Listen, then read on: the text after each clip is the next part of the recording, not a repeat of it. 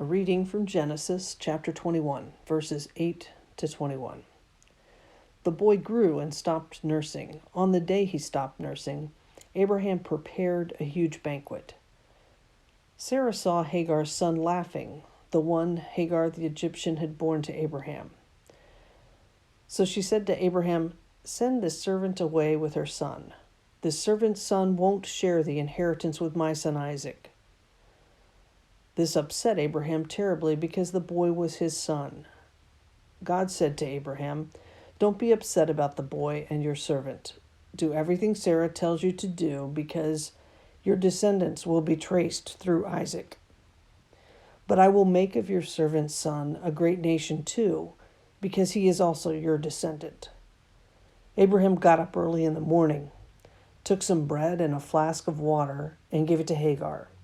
He put the boy in her shoulder sling and sent her away.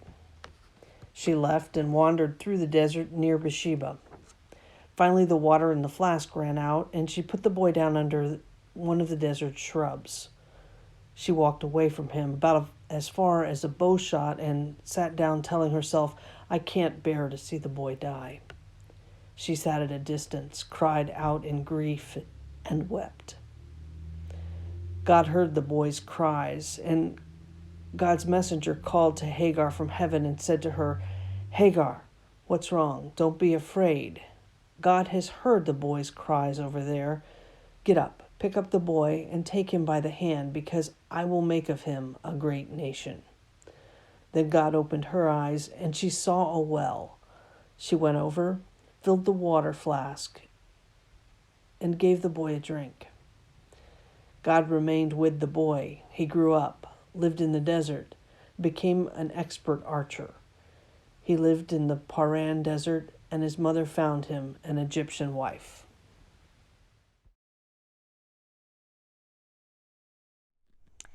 Today I am going to give what is called a character sermon, meaning I will occupy the voice of someone in the biblical narrative. We just heard the story of the expulsion of Hagar and of her son by Abraham Ishmael from Abraham's home. Hagar has often been used in Black feminist and womanist biblical scholarship to depict those pushed to the margins by oppressive systems of power. Despite Hagar's plight, God is clearly with her in the narrative. Her strength, perseverance, and love for her son makes her the exemplar of this story. One thing I have learned in my study of the Bible, and as I have said before in this church, it is important never to assume you represent the exemplar or the hero of the story.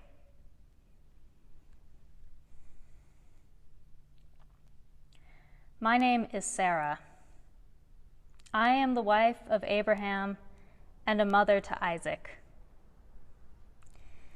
That is really how I am only known, as a wife and a mother to the patriarchs of the Israelites. I lived a full 90 years, though, before I became a mother. Yes, you heard me correctly. 90 years. I couldn't believe it either. When God told me I would bear a child, I laughed out loud. God had said to us, "Look up at the sky and count the stars, if indeed you can count them. So shall your offspring be." I didn't understand. This old body could not bear new life. It was not possible. It felt so impossible, in fact, that I did not trust God's promise.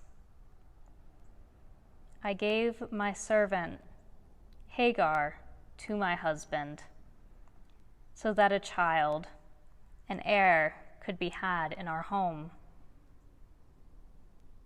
Hagar was the property of Abraham, a maid acquired for me in Egypt.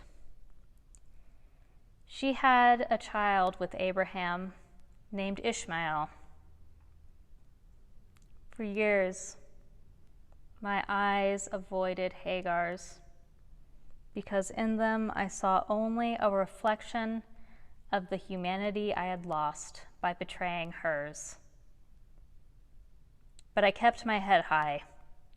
It was a small price to pay to assure the establishment of Abraham's house, because, as I had suspected, I still could not bear a child.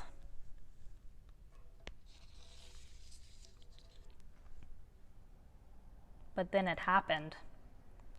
One day I felt the movement of a new life in my abdomen. Abraham and I were overjoyed. We gave birth to a son, Isaac, in our language, Yitzhak, meaning to laugh. He was the most beautiful thing I had ever seen. After he was weaned, we had a great celebration. During the celebration, I was standing outside the flap of our tent when I heard a child cry out with joy.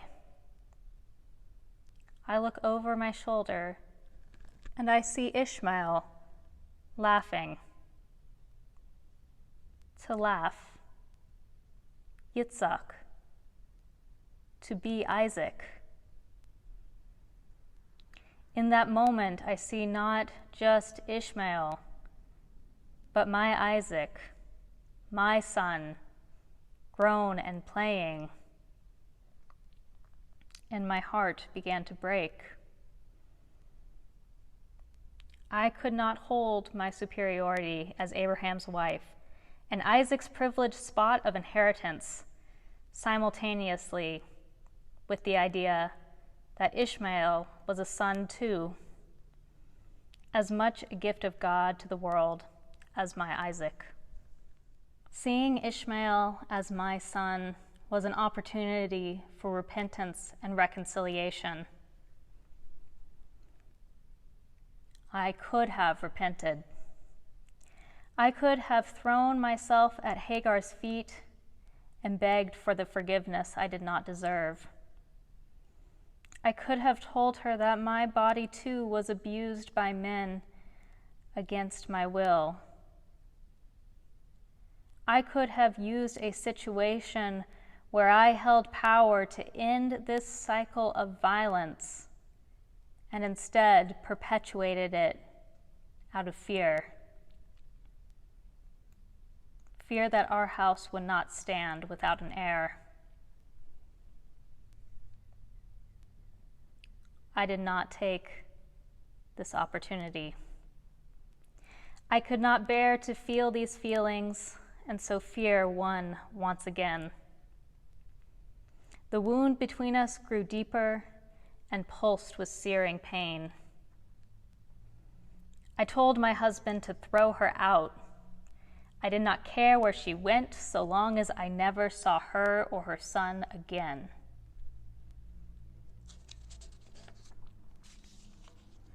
Years passed, and I heard the whispers that Hagar and Ishmael had survived in the desert.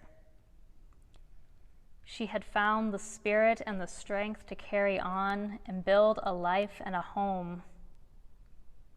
I became even more ashamed, and I pushed the shame down, and the wound grew even wider.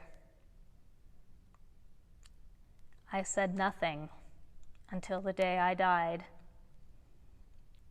But the wound did not disappear with me. It had spread wider, beyond the confines of my mind and heart. It began to fester and infect my family, even my darling, joyful Isaac. For centuries, their descendants would fight and die because I was silent. I should have known better than to try to solidify Isaac's place. Our people do not live in houses of stone and clay. We live in tents which we must constantly construct and dismantle and construct again. We learn to go where God calls us, no matter how strange and uncomfortable. When God spoke to me and my husband, we were promised a land of blessing, but it was only on the condition that we left our home in Ur and travel as strangers and aliens far into the deserts of Canaan. We had to take everything apart and rebuild the home we knew.